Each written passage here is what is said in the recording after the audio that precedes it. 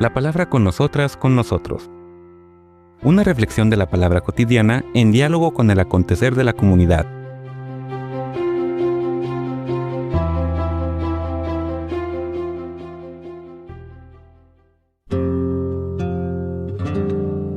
Hola, buenos días. Bienvenidas, bienvenidos a la palabra con nosotras, con nosotros. Vamos a comentar ahora en lo que viene inmediatamente después del saludo, el que hablábamos ayer en esta primera carta de Pedro. Estamos en el primer capítulo. Inmediatamente después del saludo viene una de las oraciones más hermosas del Nuevo Testamento, reconocida así por varios autores. Recordemos que oración, bendición, tienen significados que a veces se nos olvidan o que se nos escapan de nuestro imaginario cotidiano, ¿no? Recordemos que oración significa diálogo.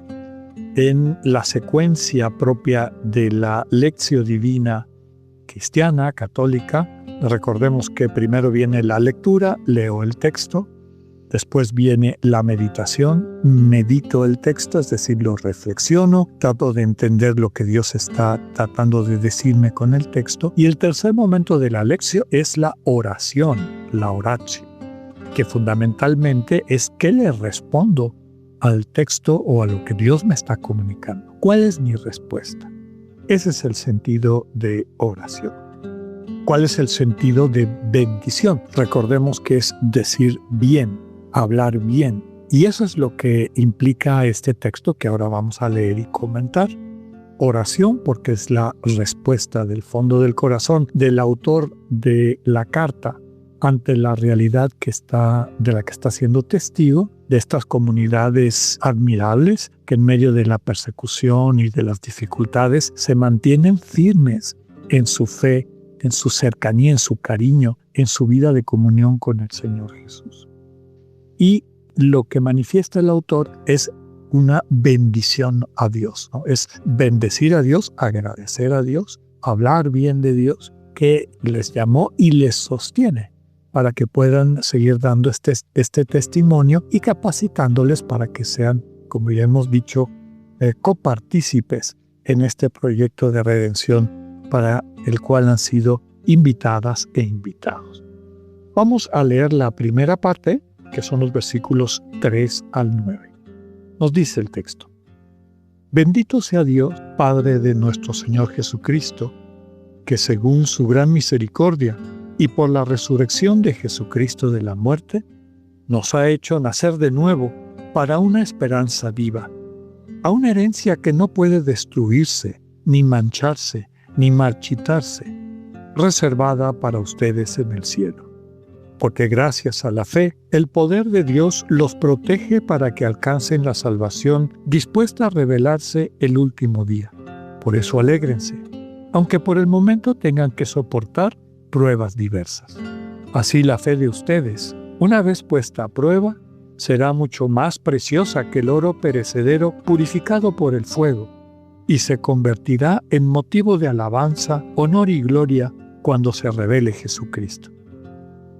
Ustedes lo aman sin haberlo visto, y creyendo en Él sin verlo todavía, se alegran con gozo indecible y glorioso, ya que van a recibir, como término de su fe, la salvación personal. Palabra de Dios. Bien, ¿qué podemos rescatar o profundizar de esta oración, bendición? Primero, está dirigida a Dios, el Padre de nuestro Señor Jesucristo, agradeciéndole su gran misericordia. Recordemos que misericordia significa literalmente tener corazón para un miserable. Es decir, sentir con alguien que la está pasando mal, que está teniendo problemas. Y tener la parte más íntima de nuestro corazón, de nuestra vida, que es el corazón, dispuesta y abierta para acoger a esa persona y consolarla, sostenerla en su situación. Así es el corazón de nuestro Padre, el Padre de nuestro Señor Jesucristo. También agradece por la resurrección de Jesucristo de la muerte, porque como veremos en otros momentos, hay una referencia, a veces velada, a veces un poco más explícita, a la experiencia sacramental del bautismo.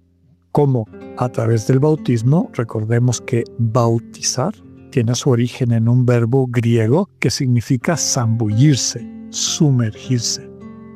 Entonces es sumergirse en la vida de Cristo, quedar totalmente vinculados, sumergidos, rodeados, contenidos por la vida de Cristo. Dar un paso importante en esta vocación de ser uno con el Señor, sin división, sin confusión. Siendo uno con Cristo, a través de su resurrección de la muerte, nos ha permitido renacer, es decir, encontrar una nueva vida. Finalmente podríamos decir que la vida definitiva, que está acompañada de una esperanza viva. Y no es una esperanza, digamos, meramente ideológica o discursiva. Cuando habla de viva es porque se experimenta, porque la gente la siente en su cotidianidad, vive con esperanza.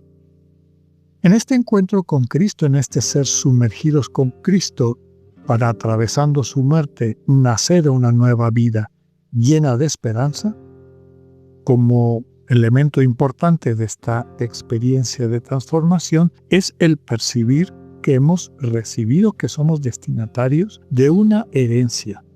En el fondo lo que está describiendo, recordemos que herencia es algo que una persona, normalmente tu progenitor o tus antepasados, o alguien que te quiere mucho, te dona, te regala, te da un legado.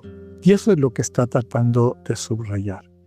Dios nos da una herencia, quiere decir, Dios nos regala, nos otorga, y recordemos que cuando alguien da en herencia, da en propiedad. No es solamente una promesa, es que ya es tuyo. Y eso es lo que el autor, sin lugar a dudas, está subrayando. Dios nos ha regalado esa nueva vida llena de esperanza que nada puede destruir, ni nada puede manchar, ni se puede marchitar. Esta herencia, esta, digamos, esperanza propia de los cristianos, la alcanzaremos a plenitud cuando podamos unirnos plenamente al Señor, cuando lleguemos a la vida plena, después de nuestro peregrinaje por este mundo. Después dice que gracias a la fe, es decir, sustentada en esta relación de confianza por intimidad, por cariño, por cercanía con Cristo, el poder de Dios nos protege para poder alcanzar la salvación dispuesta a revelarse el último día. Es decir, nos capacita de todo aquello que nos puede distraer o confundir para que no perdamos de vista el sentido detrás de vivir a plenitud nuestra vida cristiana, como la va a describir el autor. Ya en este mundo, en las acciones concretas de amor, de servicio, de entrega de sí, de búsqueda de ser bendición para la gente que nos rodea, vamos experimentando de alguna forma y cada vez de manera más concreta y profunda aquella vida para la que Dios nos llamó. Vivir por toda la eternidad recibiendo esa donación cariñosa, cercana, amorosa de Dios que se entrega a sí mismo, y vivir también nuestra vocación de entrega en reciprocidad.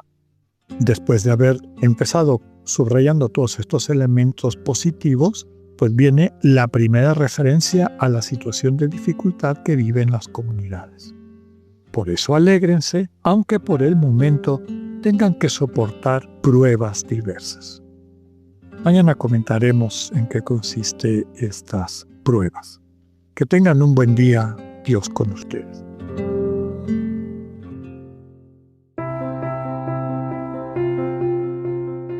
Acabamos de escuchar el mensaje del Padre Alexander Satirka. Escúchalo de lunes a viernes a las 8:45 de la mañana por Spotify o por radioiberoleón.com. Esta es una producción del ITESO, Universidad Jesuita de Guadalajara, y Radio ITESO 95.1.